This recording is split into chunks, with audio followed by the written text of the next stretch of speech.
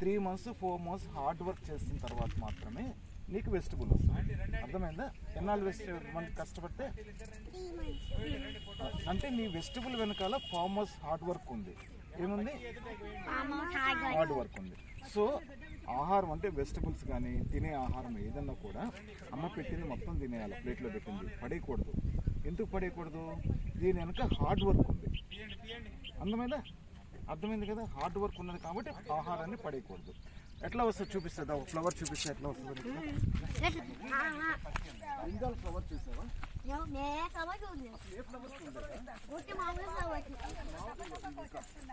తొక్కకూడదు, చెట్లు తొక్కకూడదు. ఇది tomato plant కదా. టమాటో ప్లాంట్కి ఫస్ట్ ఇట్లా ఫ్లవర్ వస్తుంది. ఈ flower turns as vegetable. Okay, ఇది ఇట్లా టర్న్ అవటం కోసం 3 months టైం పట్టింది. ఇప్పుడు మీ అమ్మాయి వాళ్ళు కోస్తున్నారు కదా, మమ్మీ వాళ్ళు కోసేది అంతా కూడా రెడీ అవ్వడం కోసం 3 months టైం పట్టింది. సో రోజు నీళ్ళు పోసుకొని కష్టపడి పెంచితే కానీ ఆహారం అన్నది దొరకదు. ఓకేనా? గుడ్. అందుకే అమ్మ పెట్టిందంతా